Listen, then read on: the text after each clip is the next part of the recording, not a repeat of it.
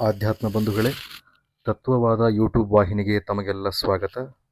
ಆಚಾರ್ಯ ಮಧ್ವರ ಪರಂಪರೆಯಲ್ಲಿ ಮತ್ತು ರಾಯರ ಮಠ ಮಂತ್ರಾಲಯದ ಪರಂಪರೆಯಲ್ಲಿ ಬಂದಿರುವಂಥ ಮಹಾನ್ ಯತಿಗಳಾದಂಥ ಶ್ರೀ ಭುವನೇಂದ್ರ ತೀರ್ಥರ ಆರಾಧನಾ ಮಹೋತ್ಸವ ರಾಜೋಳಿ ಗ್ರಾಮದಲ್ಲಿ ನಡೀತಾ ಇದೆ.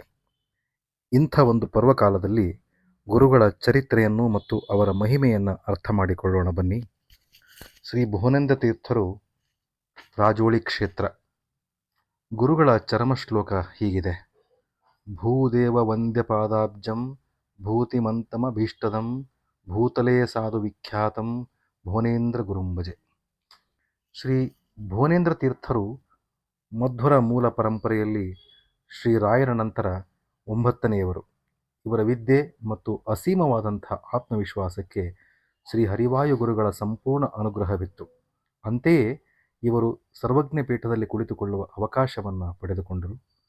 ಇವರು ವಿಶ್ವಾಸದಿಂದ ನುಡಿದ ಮಾತಿಗೆ ಶ್ರೀಮದ್ ಆಚಾರ್ಯರೇ ಇವರೊಳಗೆ ನಿಂತು ಸಿದ್ಧಾಂತ ಸ್ಥಾಪನೆ ಮಾಡಿಸಿದಂಥ ಅಪೂರ್ವವಾದಂಥ ಒಂದು ಸಂಗತಿ ಇವರ ಜೀವನ ಚರಿತ್ರೆಯಲ್ಲಿ ಕಂಡುಬರುತ್ತದೆ.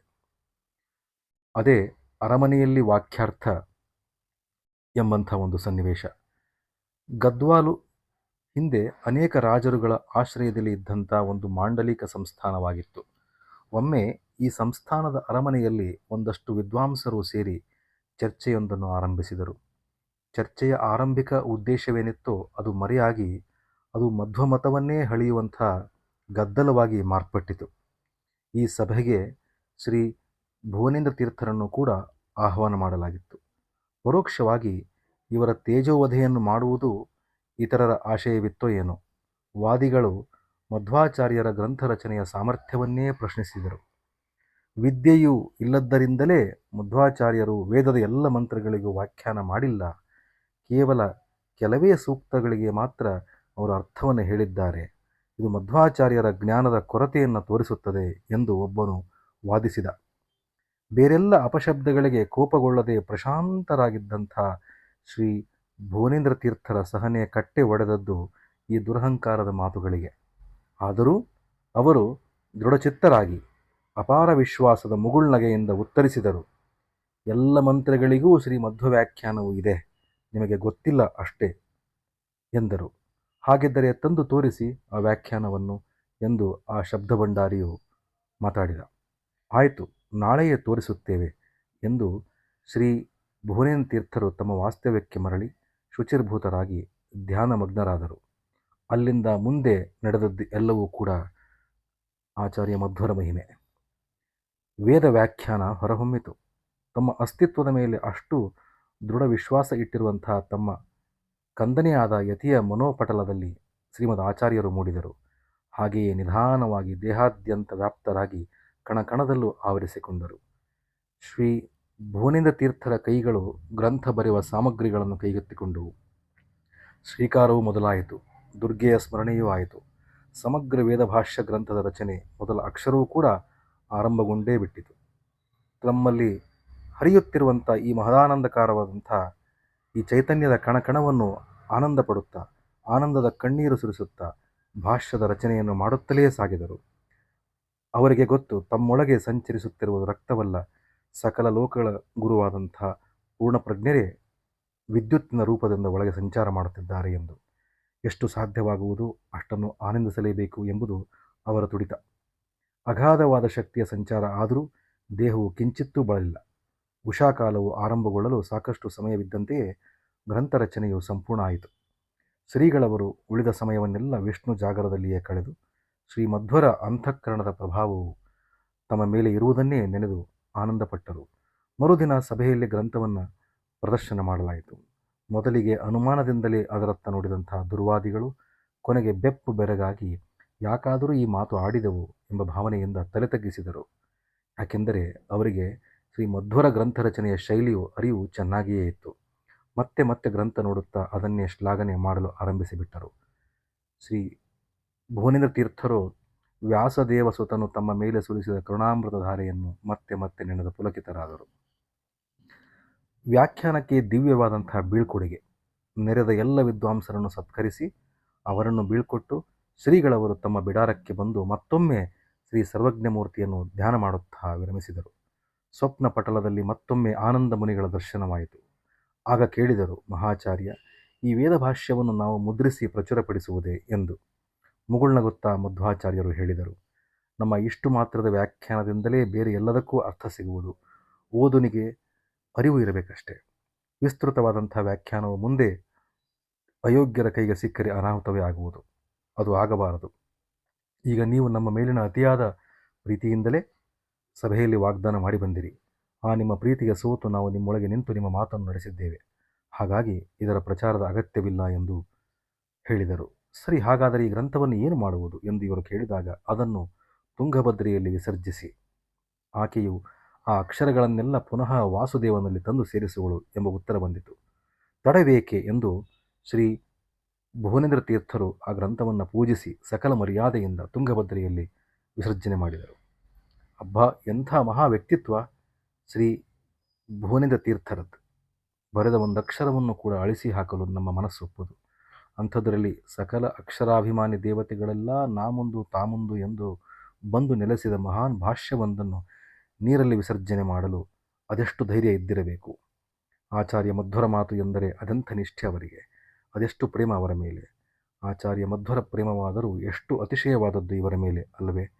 ಶ್ರೀಹರಿಯ ಸರ್ವೋತ್ತಮತ್ವದ ನಿಷ್ಠೆ ಇರುವವರಿಗೆ ಶಾಸ್ತ್ರಾಚಾರದ ವಿಷಯದಲ್ಲಿ ಎಂದಿಗೂ ಅಪವಿತ್ರ ರಾಜಿಯನ್ನು ಮಾಡಿಕೊಳ್ಳದ ಶ್ರದ್ಧಾಳುವಿನಲ್ಲಿ ತಾವೇ ನಿಂತು ಭಕ್ತ ನುಡಿದ ಮಾತನ್ನು ಸತ್ಯ ಮಾಡಿ ತೋರಿಸುವಷ್ಟು ಅಂತಃಕರಣವುಳ್ಳವರು ನಮ್ಮ ಜೀವೋತ್ತಮರು. ಶ್ರೀ ಭುವನೇಂದ್ರ ತೀರ್ಥರ ಜೀವನವೇ ಇದಕ್ಕೊಂದು ಸಾಕ್ಷಿ. ಸುಮಾರು 20 ವರ್ಷಗಳ ಕೆಳಗೆ ಈ ದಿವ್ಯ ಚರಿತ್ರೆಯನ್ನು ತಿಳಿಸಿಕೊಟ್ಟದ್ದು ಪೂಜ್ಯರಾದ ಮತ್ತು ಉಪಾಧ್ಯಾಯರಾದಂತಹ ಶ್ರೀ ಗಿರಿಯಾಚಾರ್ಯರು. ಇಲ್ಲಿ ಇರುವುದು ನನ್ನ ಶಬ್ದಗಳು ಮತ್ತು ನಿರೂಪಣೆ ಮಾತ್ರವೇ. ಈ ಚರಿತ್ರೆಯಿಂದ ಶ್ರೀ ಹರಿವಾಯುಗುರುಗಳು ಸಂತಸಪಟ್ಟಲ್ಲಿ, ಓದುಗರಲ್ಲಿ ಆನಂದಿಸಿದಲ್ಲಿ ಅದರ ಫಲವೆಲ್ಲ ಅತ್ಯಂತ ಹಿರಿಯರಾದ ಶ್ರೀ ಆಚಾರ್ಯರಿಗೆ ಸಲ್ಲುವುದು. ತಪ್ಪುಗಳು ಏನಿದ್ದರೂ ನನ್ನವು ಎಂದು ಈ ಲೇಖನವನ್ನು ಬರೆದಂಥ ಬರಹಗಾರರ ಮಾತು. ಗದ್ವಾಲಿನ ರಾಜ ರಾಮಭೂಪಾಲ ಗುರುಗಳನ್ನು ತನ್ನ ಗುರುಗಳನ್ನಾಗಿ ಮಾಡಿಕೊಂಡು ಅವರ ಮಾರ್ಗದರ್ಶನದಲ್ಲಿ ರಾಜ್ಯಭಾರ ಮಾಡಿ ಕೀರ್ತಿ ಪಡೆದ.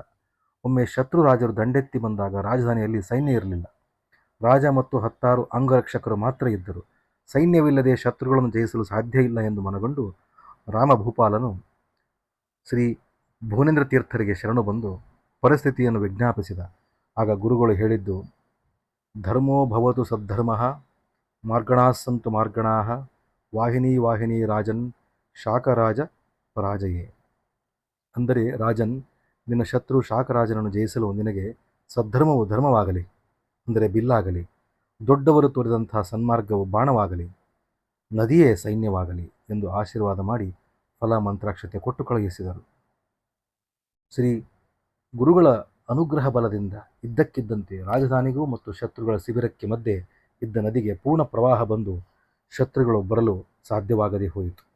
2-3 ದಿನಗಳಲ್ಲಿ ಬೇರೆ ಕಡೆಗೆ ಹೋಗಿದ್ದಂಥ ರಾಜನ ಸೈನ್ಯ ಬಂದು ಬಿಟ್ಟಿತು. ರಾಜನು ಸೈನ್ಯ ಸಹಿತನಾಗಿ ಯುದ್ಧ ಮಾಡಿ ಶತ್ರುಗಳನ್ನು ಜಯಿಸಿದ. ಇದು ಗುರುಗಳ ಇನ್ನೊಂದು ಮಹಿಮೆ. ರಾಜೋಳಿ ಎಂಬ ಗ್ರಾಮ ರಾಜವಳ್ಳಿ ರಾಜೋಳಿಯಾಗಿದೆ. ಮುಂದೆ ಶ್ರೀ ಭುವನೇಂದ್ರ ತೀರ್ಥರು ಗದ್ವಾಲ್ ರಾಜ ಸಂಸ್ಥಾನದಿಂದ ರಾಜಗುರುಗಳೆಂದು ಮಾನ್ಯತೆಯನ್ನು ಪಡೆದು ಮಂತ್ರಾಲಯ ಸುತ್ತಮುತ್ತ ಇರುವಂಥ ಎಲ್ಲ ಗ್ರಾಮಗಳು ಕೂಡ ಒಂದಲ್ಲ ಒಂದು ರೀತಿ ಶ್ರೀ ಭುವನೇಂದ್ರ ತೀರ್ಥರಿಗೆ ಬಂದಂತಹ ಜಹಗೀರುಗಳಾಗಿವೆ. ಇವರು ತಮ್ಮ ಇಹಲೋಕದ ಸಾಧನೆಯ ಕೊನೆಯ ದಿನಗಳನ್ನು ಕಳೆದದ್ದು ತುಂಗಭದ್ರಾ ನದಿಯ ದಡದ ಮೇಲೆ ಇರುವಂತಹ ರಾಜೋಳಿ ಎಂಬ ಹಳ್ಳಿಯಲ್ಲಿ. ಇದು ಈಗಿನ ತೆಲಂಗಾಣ ರಾಜ್ಯದಲ್ಲಿ ಇರುವಂತಹ ಒಂದು ಗ್ರಾಮ. ಸೆಪ್ಟೆಂಬರ್ ತಿಂಗಳಲ್ಲಿ ನದಿಯ ದಡವಂತೂ ಪುಟ್ಟ ಪಕ್ಷಿಧಾಮವಾಗಿ ಬದಲಾಗಿರುತ್ತದೆ. ಗುರುಗಳ ವೃಂದಾವನ ಸ್ಥಳಾಂತರ ಮತ್ತು ಮಹಿಮಾ ಪ್ರದರ್ಶನ. ಆಗಿನ ಸರ್ಕಾರವು ಈ ಹಳ್ಳಿಯ ಬಳಿ ಜಲಾಶಯವನ್ನು ನಿರ್ಮಿಸುವಂತಹ ಯೋಜನೆಯನ್ನು ಹಾಕ್ಕೊಳ್ಳುತ್ತೆ. ಆಗ ಗುರುಗಳ ವೃಂದಾವನ ಮೂಲ ಸ್ಥಳವು ಮುಳುಗಡೆಯಾಗುವಂಥ ಪ್ರಸಂಗ ಬರುತ್ತೆ. ಸುಷಿಮೀಂದ್ರ ತೀರ್ಥರು ವೃಂದಾವನದ ಕಳಾಕರ್ಷಣೆಯನ್ನು ಮಾಡಿ ಮಂತ್ರಾಲಯಕ್ಕೆ ಅದನ್ನು ಸ್ಥಳಾಂತರಿಸುವಂಥ ಅಭಿಪ್ರಾಯವನ್ನು ಹೊಂದಿದ್ದರು. ಆದರೆ ಗ್ರಾಮಸ್ಥರು ಗುರುಗಳಲ್ಲಿ ವಿಜ್ಞಾಪನೆಯನ್ನು ಮಾಡ್ತಾರೆ, ಈ ಗುರುಗಳು ನಮ್ಮನ್ನೆಲ್ಲ ಕಾಯ್ತಾ ಇದ್ದಾರೆ, ಇವರು ನಮ್ಮೂರಲ್ಲೇ ಇರಲಿ ಅಂತ ಅವರಿಗೆ ಕೋರಿಕೊಳ್ತಾರೆ. ಜನರ ಮನವಿಯನ್ನು ಪುರಸ್ಕರಿಸಿ ಗುರುಗಳು ವೃಂದಾವನದ ಕಲಾಕರ್ಷಣೆಯನ್ನು ಮಾಡಿ ಮೂಲ ವೃಂದಾವನವನ್ನು ರಾಜೋಳಿಯಲ್ಲಿಯೇ ಮತ್ತೊಂದು ಕಡೆ ಸ್ಥಳಾಂತರಿಸಿ ಪುನಃ ಪ್ರತಿಷ್ಠಾಪನೆಯನ್ನು ಮಾಡ್ತಾರೆ. ಸ್ನಾನಾಂತರಕ್ಕಾಗಿ ವೃಂದಾವನದ ಸ್ಥಳವನ್ನು ತೆಗೆದು ನೋಡಿದಾಗ ಅಲ್ಲಿ 2 ಶತಮಾನಗಳ ಕೆಳಗೆ ಇರಿಸಿದಂತಹ ಶಂಖ, ಶಾಲಗ್ರಾಮ, ತೀರ್ಥದ ಗಿಂಡಿಗಳು ಹಾಗೇ ಇದ್ದವು.